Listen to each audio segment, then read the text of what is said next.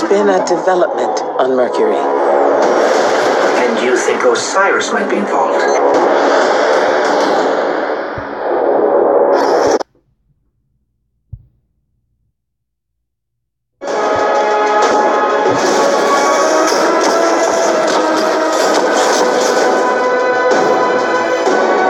I predicted many things, but I never saw you.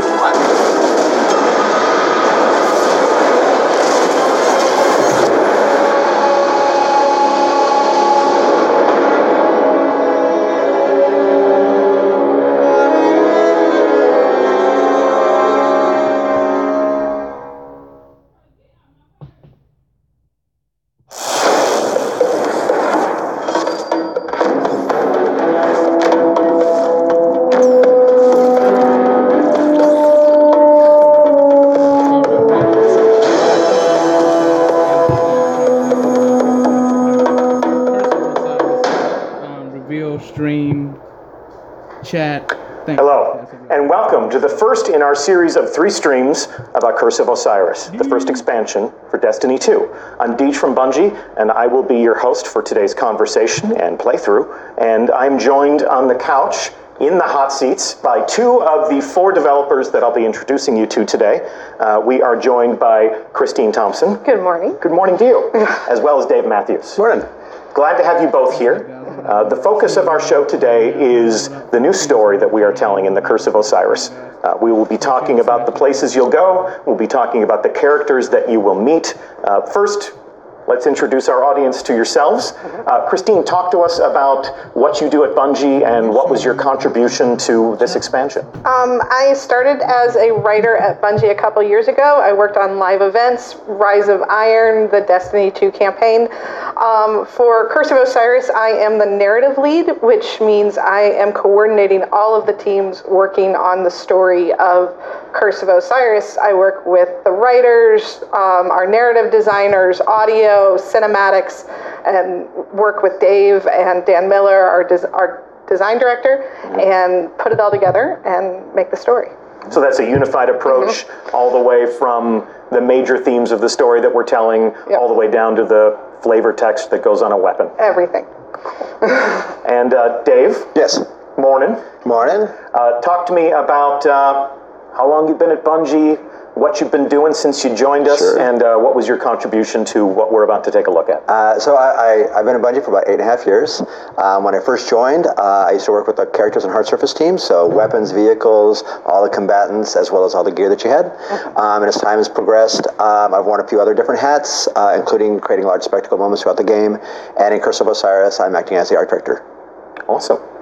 Well, with those introductions on record, we'd like to introduce you to some of the characters that you will meet in Curse of Osiris. Spoiler alert, if you have not finished the Destiny 1 campaign, we will be discussing some of those details throughout the course of this conversation.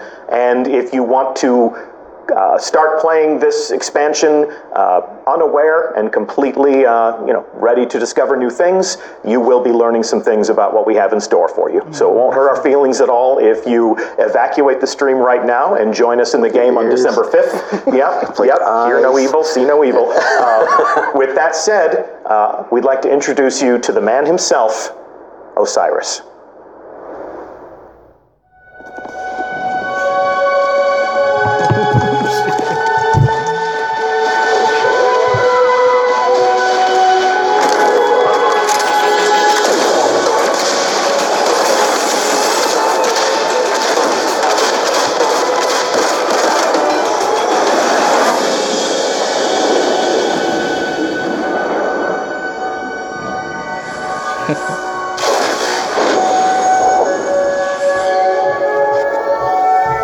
Ominous rocks, killer robots, people in mortal danger. Seriously, aren't you tired of this? Fatigue is a distraction from our purpose, as are complaints. Oh, I haven't begun to complain yet. Ouch! Ugh! Now I'm complaining. Focus, Sagira.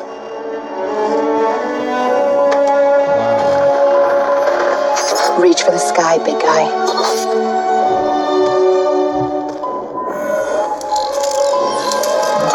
La facility. Need help? Again? I've got it, thank you.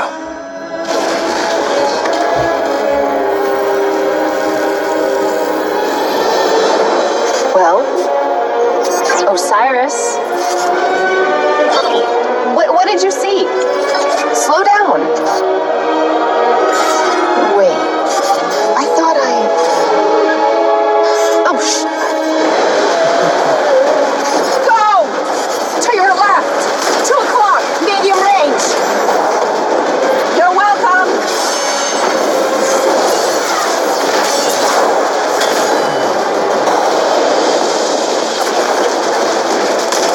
You know, I can't help but notice that even with all of reality to explore, you keep picking the places where they shoot at us. We can't stay here. If the Vex succeed, it's the end of everything. Sakira, we can see your light. You have to go. Nope, not leaving you. Without me, there's no coming back. If I don't stop the Vex, there won't be anything to come back to. I'm doing this for the both of us. Don't you even... Osiris!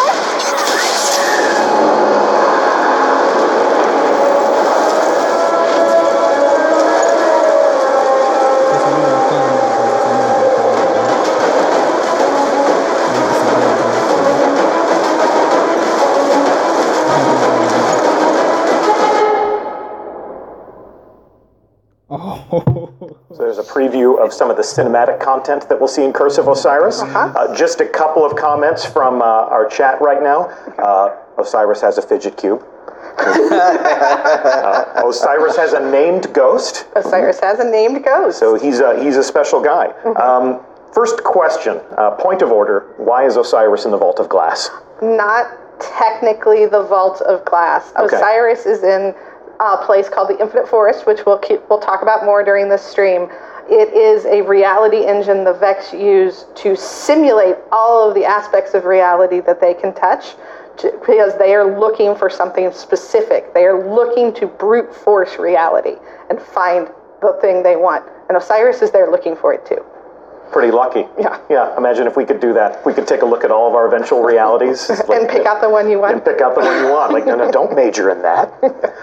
So he's traveling through the Infinite Forest. We will take a look at the Infinite Forest on this stream, but probably experience it from a gameplay perspective on the next stream when we talk about new activities.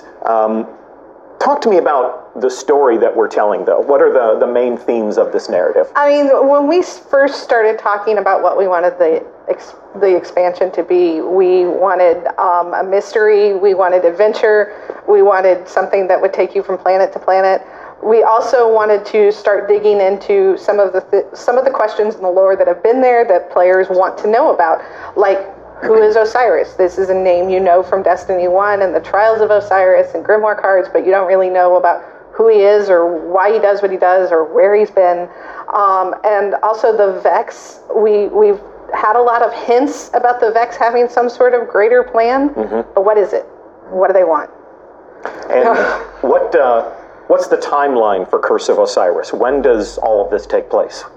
This is, okay, spoilers for D2. We won the Red War. This is a few months after that. Okay. Yeah. It is, in fact, a few months after we won the Red War. So we're keeping up with the world of Destiny in real time. So at the end of the Destiny 2 campaign, there is a reawakening of the Traveler. A pulse of light spreads out across the solar system, and that has repercussions. As players saw at the end of the game, that wave of light goes all the way across the solar system and beyond. And one of the things it touched was Mercury.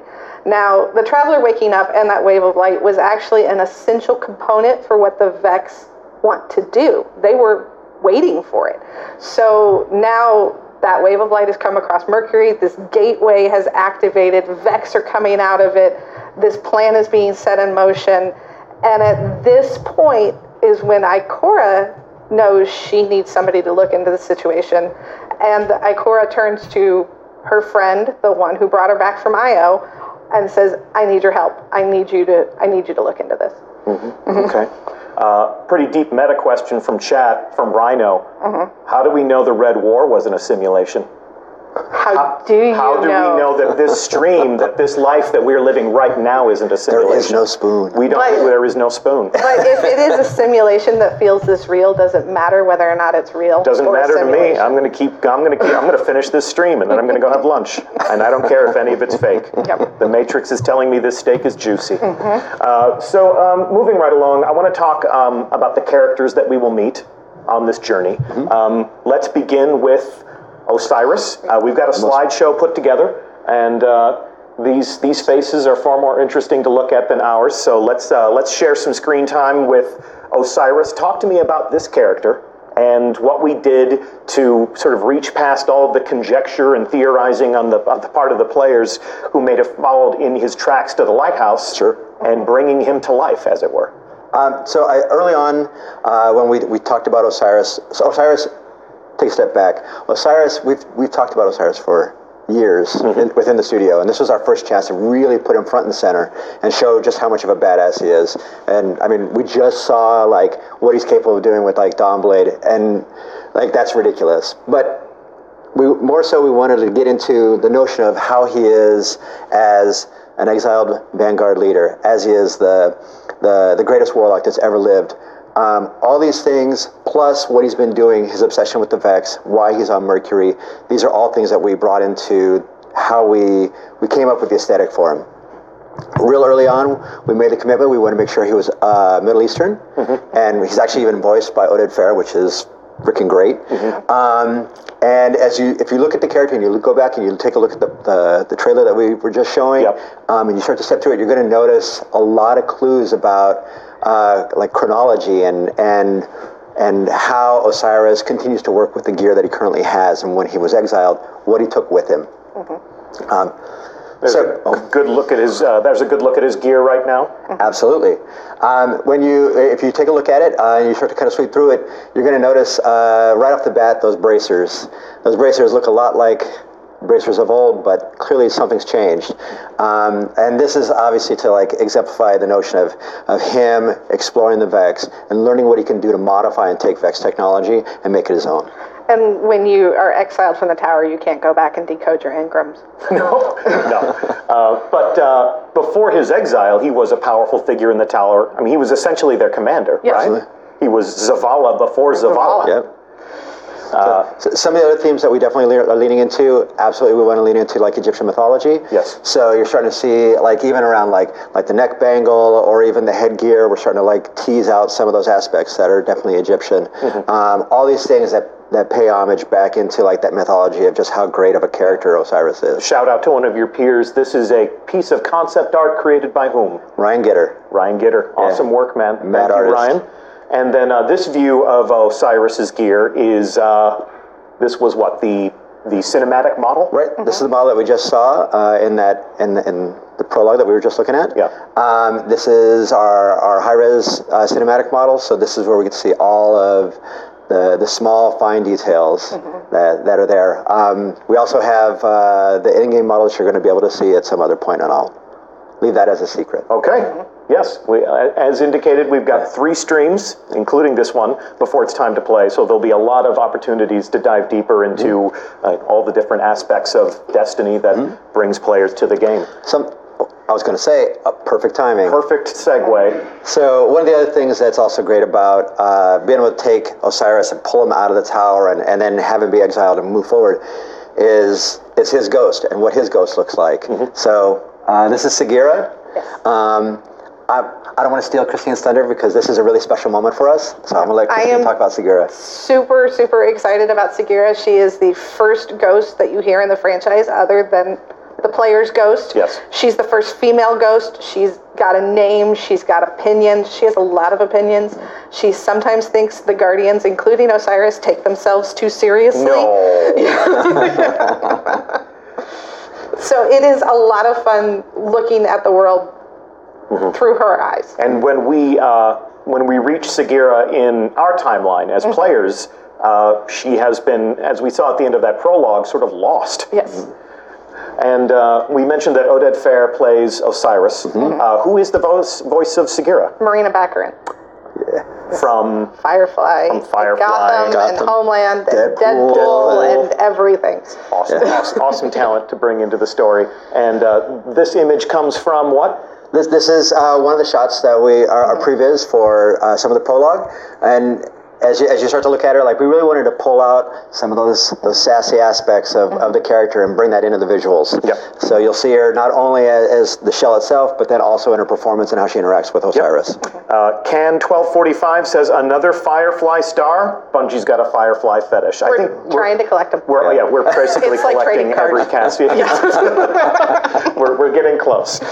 So Osiris was once a teacher, a mentor, a commander in the tower, and Osiris's favorite pupil, teacher's pet, Ikora Ray. yes, my own favorite vanguard, Ikora Ray, makes a return to this story.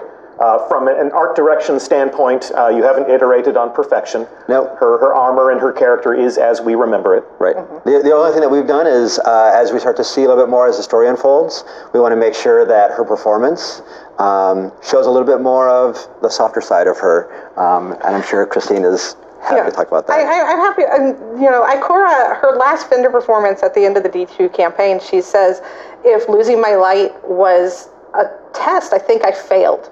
So now that the Traveler is awake and she has her light back, as do all the Guardians, I want to put that one to rest. She is starting to explore what she needs to be and what she needs to be to become better. And part of that is exploring who she is besides just a weapon, besides just a Guardian, besides just a leader. And that's exploring who she is a human. And that means having a friend. She hasn't had a lot of friends. She hasn't had a lot of people she can trust. But the player is one of those people.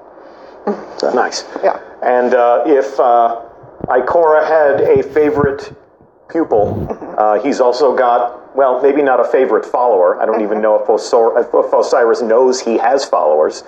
He knows, but, he doesn't like the celebrity aspect. Okay. We've seen Brother Vance before. Even if we never participated in the trials of Osiris, this was a person who held vigil in the reef and trained people to perhaps help fight to find Osiris someday. Brother Vance plays a prominent role in this expansion. He does. He is in. He's in our social area, which we will get into in a little bit. But also, Vance is a little different from the one we saw in Destiny 1. If Vance in Destiny 1 was somebody who was hoping to someday maybe find the right Guardian who could go and bring back this person that he's studied and learned about and wrote about and, but never really met. Vance in Curse of Osiris is like a guy who knows that he is the gate is open, the signs are coming into place. He is going to see Osiris on Thursday afternoon, and it's Tuesday, and he is so excited. He doesn't know what to do. This is the second time throughout the course of Destiny that somebody who has trained you in the Crucible gets to step to the forefront and say, what you have been preparing for has come to a point, and it's time to get down to real business. Interesting. And, of course, we have some new destinations. We're going to go to new places where we will encounter these characters. Let's jump into that. Of course, we are going to go to Mercury. To Mercury, of course. So this image is what we call a postcard. Yes, this is sort of the touch point. This is basically the artistic keystone that influences all of our design when we build a new world. Absolutely correct. When we're thinking about a new destination like Mercury, we come up with a variety of pillars of a phrase or a word that tries to encapsulate what we're trying to achieve there. And one of the big ones that we have for Mercury is mystery. We teased it and we showed a little bit of it. You had a glimpse of it when you were in the lighthouse back in D1. And everybody always wanted to understand what it was like to be out there. So as you start to look in at this concept and the other locations on the present version of Mercury, we use that as a way to look for to create mystery, to create wonder, to create a sense of discovery of what's around every corner. We use that as our guiding touchstone for how we look at our environments, how we create the landscape, how we create the props that exist inside of it, lighting, environment effects, all those things come back to that guiding picture. Christine, in terms of the chronology and the lore, Mercury was a lush garden world. Yes. And then the Vex show up and ruin everything. So they've turned this into their own machine world, essentially, yeah? They've hollowed out the core of the planet, and that is something we're going to talk about why they did that. Okay, and that's one of the mysteries that we'll solve. And then this is obviously an in-game view of that environmental landscape. Sure. Just a piece of Mercury right here. And what you're seeing is that's the gate that actually takes you to the infinite forest, and that's something that Christine was talking about just a couple seconds ago. Their reality engine. Their reality engine. So this is an opportunity for us not only to be able to, as a player, to be able to see Mercury on the surface and where we're at right now and today, but then also by venturing through the gate, you can start to explore the mechanisms that is the machine, and then also past, present, and future of Mercury. So this is a concept of the infinite forest. This piece of concept art was created by who? This one is also Ryan Gitter. Ryan Gitter, hard at work making awesome stuff for us. Thank you, Ryan. So this is their reality engine. These are their machines. This is essentially how they jump through time and space and look at every possible eventual outcome of everything that they do. Right. I call it trying to find the equation for the future. And then once we look at it in-game, this is sort of a jumping off point, and then you can make your way through that landscape. As the Vex move through this space, and as they tackle every different possible reality, what is that? How does that manifest itself physically in that environment? So, great question. Fabulous question. One of the things that we wanted to make sure early on, when we're starting to think about how we want to interact with the Vex and get into their lore, their ecology, we want to be able to expose players not only to the present Vex that they've seen and they've fought against for quite some time, but this now is an opportunity for us to dig deeper into the precursors and the descendants, which are also going to be facing in Curse of Osiris. This landscape that you're also seeing, I think it's really important to talk about how the gameplay unfolds inside of the Infinite Forest. It's the way that we built it. It's the first time you play through this mission, you'll run through it and you'll experience certain foes and certain objectives. And if you were to run through that mission again, odds are that space is not going to play out the exact same way. The space is different. The enemies that you may face is different. Right. Would you say that this is procedurally generated? Absolutely not. No. So this is lovingly crafted, very intelligently assembled in a way that we can create new and unique experiences every time you come into the Infinite Forest. Yeah, and we've always art directed every square foot that you've encountered. Every decorator, every plant, yes, every budding flower. But this landscape has different combinations of set pieces and enemies to fight, so it gives you a lot of different infinite combinations for experiences. Hence the Infinite Forest. Hence the Infinite Forest. And as we move through this space, we can also experience the Vex manipulation of time. It's my understanding that we can show future Mercury. We can totally show future Mercury. So this is the Mercury of the future. What are we looking at here? So this is dark. This is deep into the future. We call this. We refer to this picture as the dark future. Okay. This is where the sun has gone dead. What you see in the foreground there is the lighthouse. After like a tremendous amount of entropy, there is no life on the planet. The only thing that remains is Vex. There's no life anywhere. No light, no dark, just Vex. Just Vex. Just nothing to light the way, but just a sea of red vexed eyeballs. Right. This is a piece of concept art created by... this is by Dorje. Dorje Bellbrook. Man, stellar. Wonderful, wonderful work. And then this is what it looks like inside of the game. Right. That's the lighthouse in the dark future. So it doesn't look the same. No, it's certainly... Oh, look at that. Yeah, it's completely just busted down. And good segue, the lighthouse in the dark future is not a hospitable environment. No, it's not. But the lighthouse of the now, yes, which is really what this is all about, is different than we may have remembered it. Yep. It looks like it's a little bit more hospitable to company and visitors. A little more lived in. So let me tell you a little bit about it. First off, did you manage to make it in Trials of Osiris? Did you make it to the lighthouse? Shout out to Pope Bear and Ann Boo. They took me to the lighthouse once. I was not hired for my thumb skills. How about yourself? Yeah, I've managed to make it there. Yeah. My fire team's been my two boys. Okay. Alex and Griffin. They managed to help me get there. Yeah. They're better players than I am. No, it's good of you to give your sons backpacks.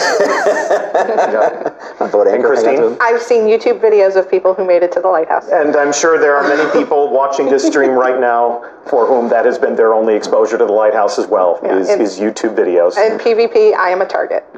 Well, we're all targets in PvP. It's just a question of how hard a target are you.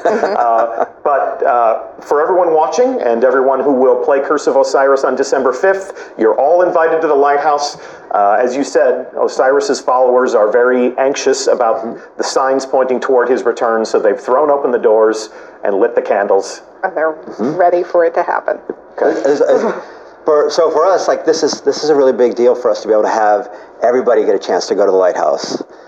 This is an opportunity for us to pay off what people have only dreamed about going to.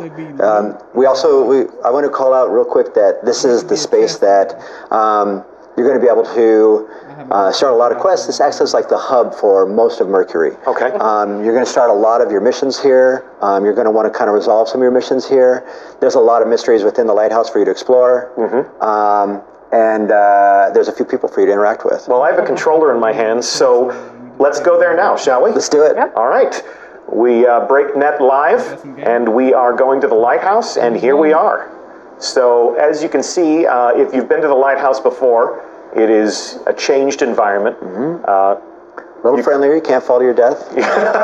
That's very kind of you. Yeah, we've kicked out some carpets. We've lit some candles, and this is a functional space. I am armed with a weapon, but I mean this gentleman no harm. The scent of ozone. Come closer, Warlock. So much like our interaction with other in-destination vendors, Brother Vance has assumed a functional role as somebody who will guide us and reward us. Absolutely. He sits within the lighthouse, much like Failsafe, and Devram. Yes, and others. And there you go. And this will be an opportunity for you not only to learn a little bit more about Vance, but then also how Vance sees Osiris and his eagerness for his return. And we can see here that Vance has his own engram. Yep. And the levels have been raised. The levels have been raised. Player level is up. We're bringing it up to 25. Okay. And your light level will go to 330 as a soft, and 335 if you got your mods. Okay. Very good. And we will be taking a look at all of the gear that you'll be able to pull out of this engram in the third stream in the series. Although, for the time being, I figure there's no harm in me showing off the Warlock gear that you'll be able to add to your collection. And this dresses me up as a proper follower in the Order of Osiris. I'm looking Egyptian and badass myself right now. And just to take in a little bit more of the space here, we can see that Brother Vance is very much the scholar, very much the seeker, if you will. A little obsessed. Just a little. Brother Vance. Or a lot. We prefer the term captivated. Yes. And the entire space has been redressed. We want to make sure that we want to tell that story visually as well, that not only has Vance come back, but then other followers of Osiris have started to come back as well. Yes, we got a gathering of his followers right here. And these two fellows right here, near and dear to my heart. Look at that, they're exos. Looking mean fellows. This is a place of study. This is a place of learning. These guys have more books than the speaker. Is that too soon? Maybe. So the gate there is live. We will go through there in just a moment, but there's more to look at here in this space. Sure. As I move through slowly and deliberately, like a cinematographer. Here's something I'd like for you to tell me a little bit about Dave, but I think when we have Dan Miller, the game director for Curse of Osiris, in the hot seat next week, I think he can give us a little bit more context What is this installation right here? So this is basically a tracker or a history marker for some of the optional activities that you're going to be able to have as a player at the end of campaign. Okay. If you actually look at your hand cannon that you got in your hand right now, Yep. That's actually one of the destination themed weapons. That is like basically the notion is older weapons that Osiris has grabbed, taken, and modified using Vex technology. Yeah. You actually have an opportunity to go and adventure for the ability to forge these types of weapons. Okay. And that object that you're looking at right now, that actually shows you the markers of all the different ones that you've been able to create to date. Yeah, so we've got a couple of glyphs or runes or some sort of holograms here that are active, and each of those nodes represents a different weapon. Absolutely does. And I will acquire these throughout the campaign, after the campaign? How does after the this work? campaign, and it's all optional quests that you can do as a player. And so each one is represented by a quest. Yes. And I can see here that you seem to have hacked into some Vex technology and wired it into this installation over here. Yep, we call that the Forge. That's actually where you'll take all your elements and you bring them together and you're able to forge these weapons. Look at that, we're worse than the Fallen. Okay. And then as we move over here, we can see that, as always, the lighthouse has a lovely view. And you'd mentioned before that there's always been a player curiosity to leave the confines of this space. What's on the surface, and yeah. explore See what's out beyond. See what's out there. So this is a good opportunity to satisfy that curiosity. Destiny has always been about exploring.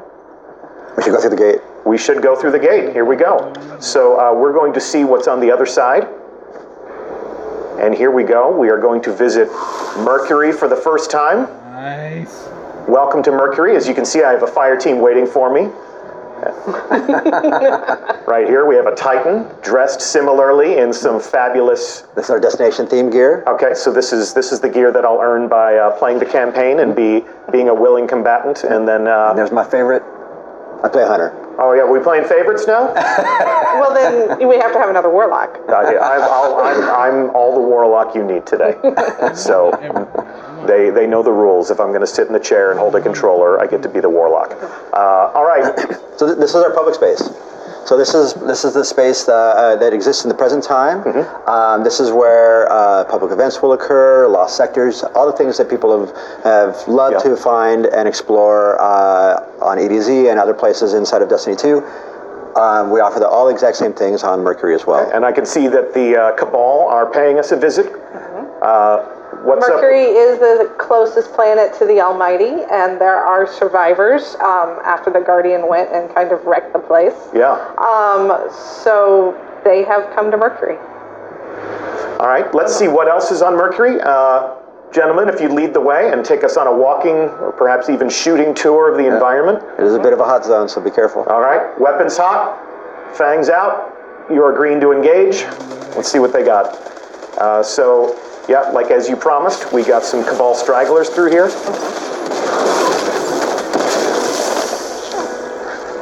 You'd mentioned that we're going to find all the things that make a Destiny destination what it is. You'd mentioned lost sectors. Obviously there are chests that we can open up. Public events. Public events. We have this is a pretty big deal for us as well. We have a bespoke public event. It is handcrafted for the space and integrated into the public space. Okay. A rather big public event, from what I've heard. It's our largest to date. Campaign girl, I want Osiris to do. I can't wait to throw shades on them. Probably want to watch out. Yeah, watch out for that Vex milk. Radiolarian fluid, please. Yes, come on. You're sitting next to your narrative. You got to be at point here, man. As they have engaged the enemy, whether we like it or not, we've stepped into a war with the Cabal. If you take a peek, take a peek, and if you can not get shot at the same time, but if you look up over to your right, not only will... Well, see, let me get a bird's eye view. Yep. Let me go up. That's a lot. There you go. Keep me safe up here, boys. I'm trying to lead a tour group. So not only are we this is again right after the campaign of D2. Yep. So the Almighty is out there in the horizon. Yep. And then if you look up there, that is actually the lighthouse. Yeah, we can see the lighthouse from the outside for the first time. And then very close proximity to our sun.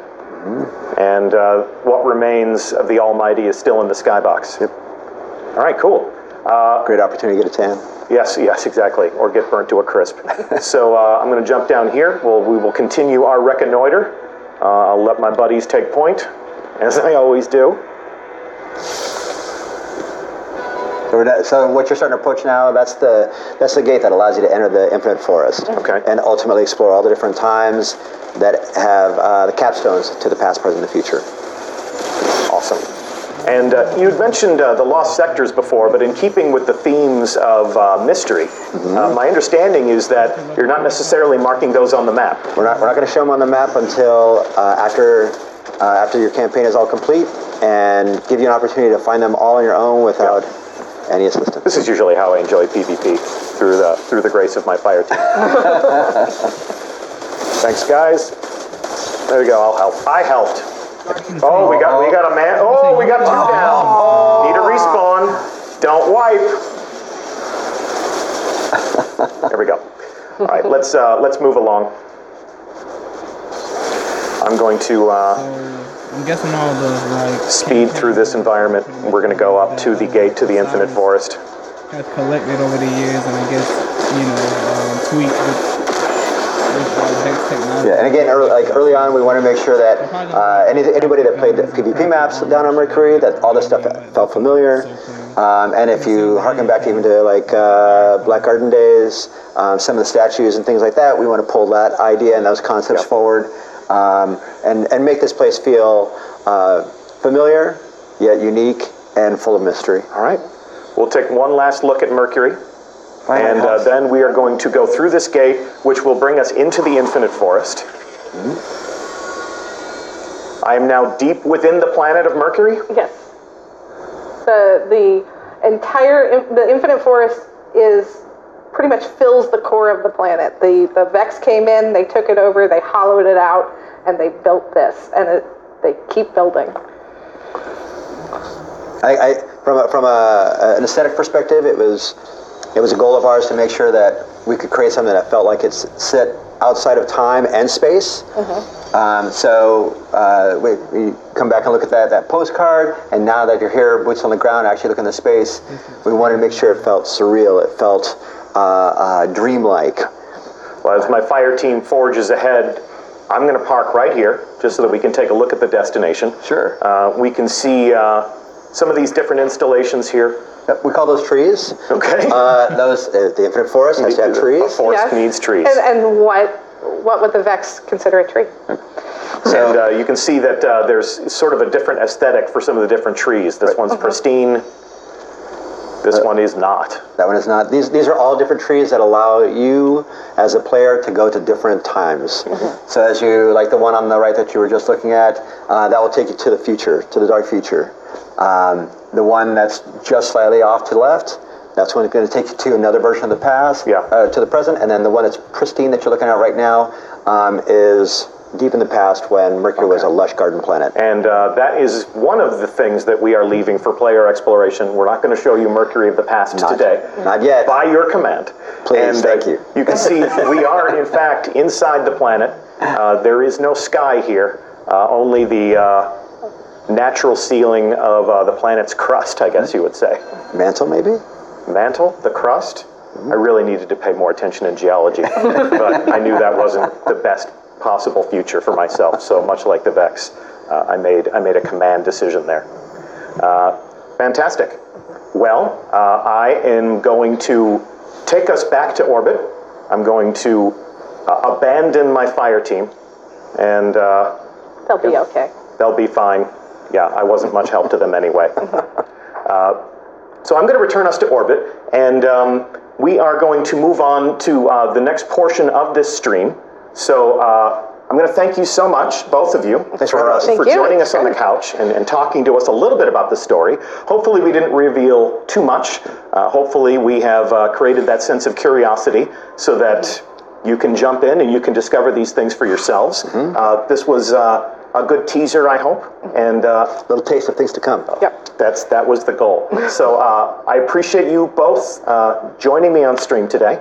We are going to refresh the couch. We're going to bring 2 more developers onto the hot seat. But before you go, one more time, Dave Matthews, art director. Thank you. Christine Thompson, our narrative lead. Thank you. Thank you so much for talking to us. You are free to go, as they say. And I'm going to do an inspection of the director right now while you get back to work, and we welcome 2 other developers onto the hot seat. Awesome. Thanks so much. Thank you. So let's take a look at the director. Let's open this right now. Just want to give you a brief tour of some of the different things that you can expect to find as part of Curse of Osiris. The first thing that we will take a look at is the strike menu. As you can see here, the Heroic Strikes playlist, is coming back. Great source of cooperative fun with yourself and 2 friends, as well as a good source of rewards. You can also see that we do have a Mercury destination that we're adding as a node to the director, and thanks to the almighty, Mercury does not have all of its structural integrity. It's been devouring the planet as fuel. Thankfully, it takes a long time to devour a planet, so there's enough left for us to explore. I also want to take this stream as an opportunity to answer what has been a question since the original reveal of Curse of Osiris at Paris Games Week. We have made the promise of new raid content, and there have been a number of questions as to what exactly that means. And to answer that question, we have brought onto the couch 2 other members of our team. Stuart Monsky, this is your first ever Bungie stream. Hey, it's great to be here. Yeah, great to have you, man. So we'll adjust our levels and make sure that our audience can hear you. But I'm glad that you could join us on the couch and meet the community that has been playing the raids that you've worked on. Yeah, it's really exciting. We've got a bunch of cool stuff to show them today. Cool. And Brendan Thorne, you're no stranger to this environment. We actually had you giving some developer commentary on a raid-along on streams past, but it's great to have you back. Thanks, good to be back. It's always fun. So before we take a look at the director and before we answer some of the burning questions about new raid content, talk to me about what you do at Bungie and what has been your contribution to what we are calling a raid lair.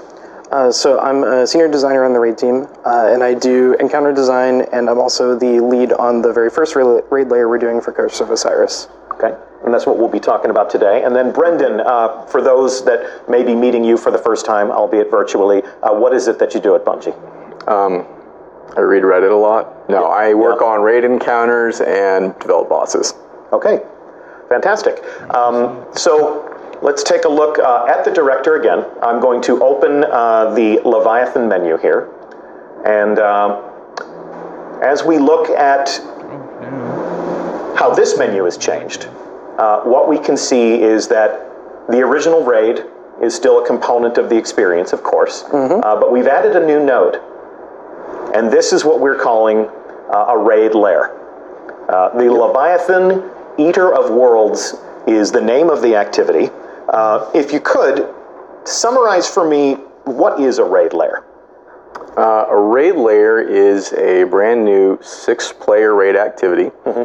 In this raid lair, we're going back to the Leviathan. It's an entirely new set of encounters, new puzzles, new loot, completely new places to explore. You got to remember this ship eats planets. That's how big this thing is. Big place. Lots of different places to explore. And then we have a brand new final boss for you to fight. Okay. And then we also have the original raid.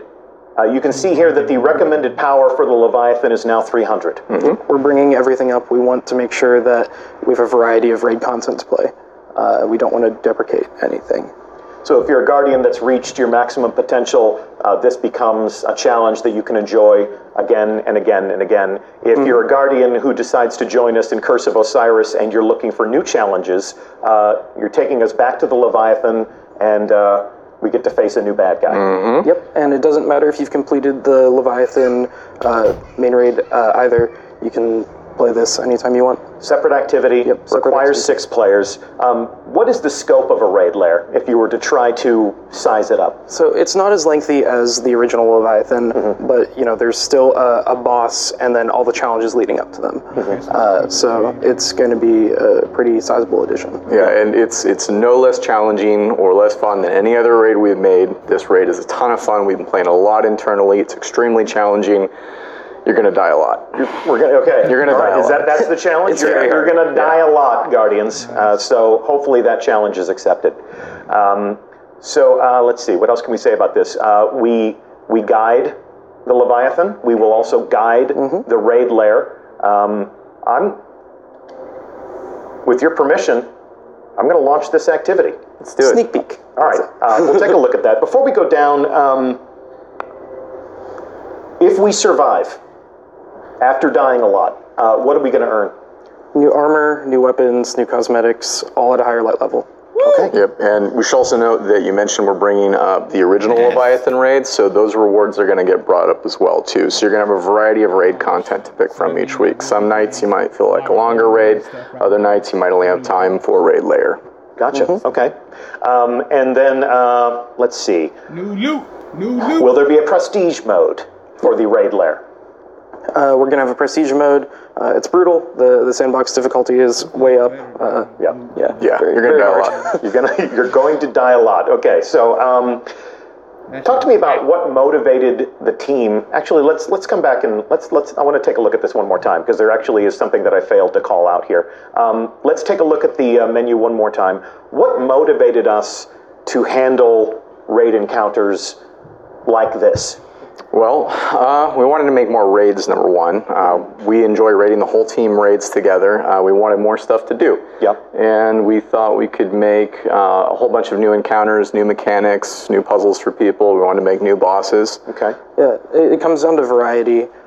We wanted a variety of encounters, like, more puzzly raids, more sandbox-focused raids, and we also wanted to have variety in the amount of time commitment, because, like you were mentioning earlier, sometimes it's hard to get a full group of 6 people together for 3 hours or so. Or however long. In the first year of Destiny, ever since the first year of Destiny, we've seen one major raid a year. Yep. But in the first year of Destiny, we obviously had the Vault of Glass, and then in the first expansion, The Dark Below, we had Crota's End, and then in the House of Wolves, we had Prison Villagers, but no raid. Which was an interesting moment. With this, I can see that we have a node here that's blank. What are you going to fill that with? That's, excuse me, that's going to be the second raid layer, and it's going to be an expansion too. Okay, so we will have an additional raid layer added to the game with expansion 2. We're forecasting that for spring, if you're keeping track. This enables us to create content that raiders can enjoy more frequently, like you said, giving them more variety of activity and making sure that we are satisfying that urge, satisfying that that hunger for challenge and dying a lot more frequently. Okay, so as promised, we're going to launch this activity. So we now take you back to the Leviathan. If you're a hardcore raider that wants to go in blind, again, spoiler alert, I'm not going to show you how to play this raid, but I'll give you some sense of the first steps that you might take in this activity. And you guys, have you been play testing this activity with Team Velveeta? Oh yeah, Yes. Team Velveeta they are the best of the best we have at Bungie, and we use them sort of as our metric. They're a lot better than the raid team. Yep. So we try to balance around. Better than some of us. Yeah, I suck. So here we are. If you're a hardcore raider in Destiny, this environment is not strange to you. We are aboard the Leviathan in orbit around Nessus, and this planet-devouring machine, this space-faring killer of worlds, is a big place. Yeah. Takes a big ship to eat a planet. Yeah, and so far we've only been to the palace on the top of the ship, and this thing eats planets. There's a lot of different places that we can go, and so we thought, hey, let's go back to Leviathan. We've got more stories to tell. We haven't totally new places to go. Yeah. So we're going to go somewhere else this time. Yeah, you still haven't been down below. You've seen a little bit under the city, but that ship is massive. Into the belly of the beast, as it were? Yes, the original name for it before we named an achievement that. Okay, so now we are going to investigate the Eater of Worlds. In the original raid in Destiny 2, we did this ascent, and where are we going this time? You're going down. Yep, down into the belly, like you said. So we don't want to show too much. We can maybe take them in the door, but all right, not too much further than that. In the immortal words of Kevin Flynn, that is a big door. And I'm going to park it right here. So this is if you are a raider, and if you are ready for new challenges, this is what awaits you. You'll open this door, you'll descend into a brand new raid lair, and we'll see what awaits them.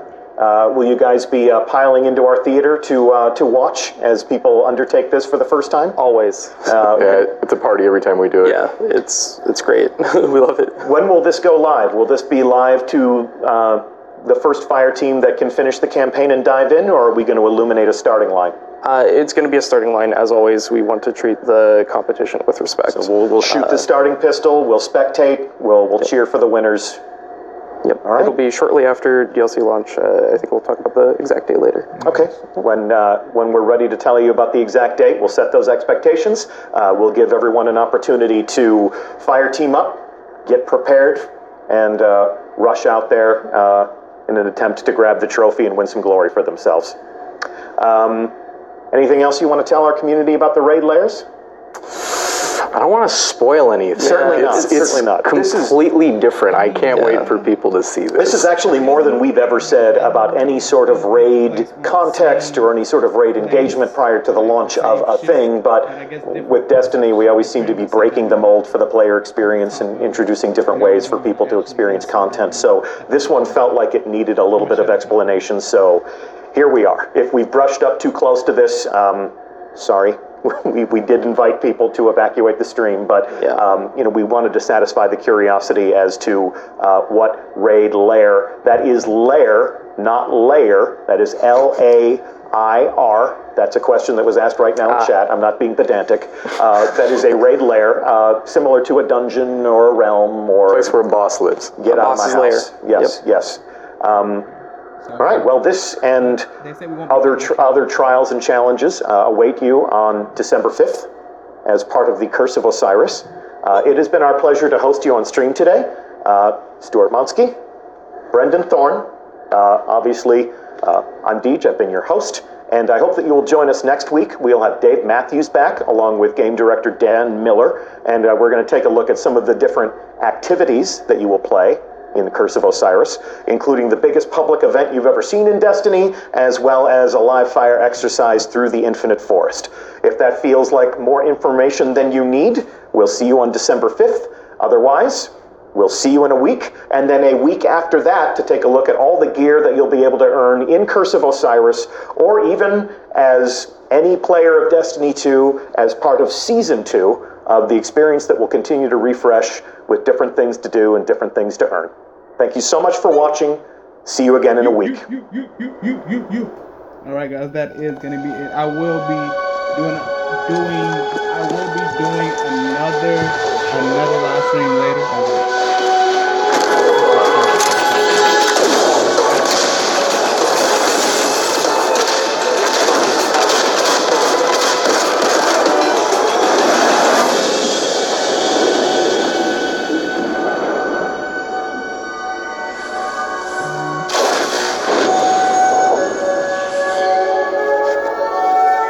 Ominous rocks, killer robots, people in mortal danger.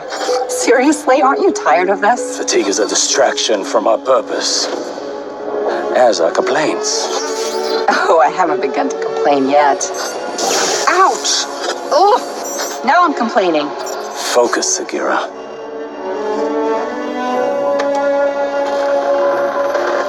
Reach for the sky, big guy.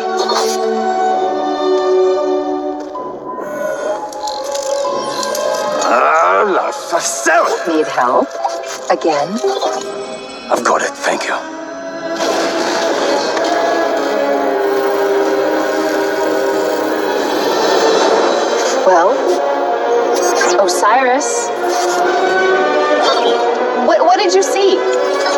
slow down.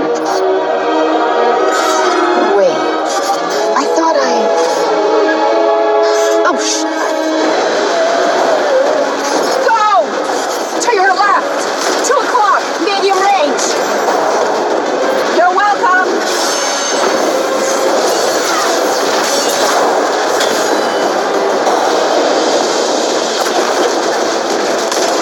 You know, I can't help but notice that even with all of reality to explore, you keep picking the places where they shoot at us. We can't stay here. If the Vex succeed, it's the end of everything. Sakira, we can see your light. You have to go. Nope, not leaving you. Without me, there's no coming back. If I don't stop the Vex, there won't be anything to come back to. I'm doing this for the both of us. Don't you even... Osiris!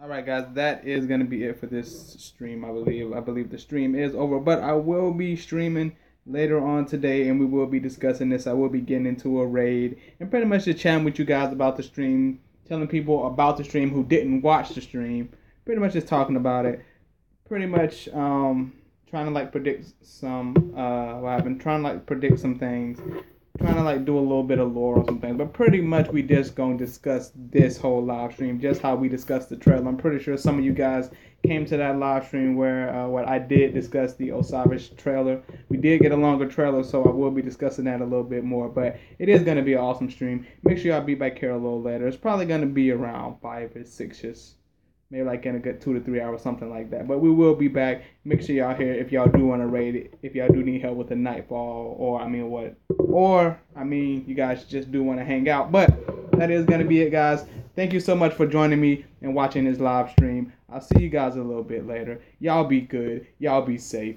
We gone. If I can find out how to stop the stream.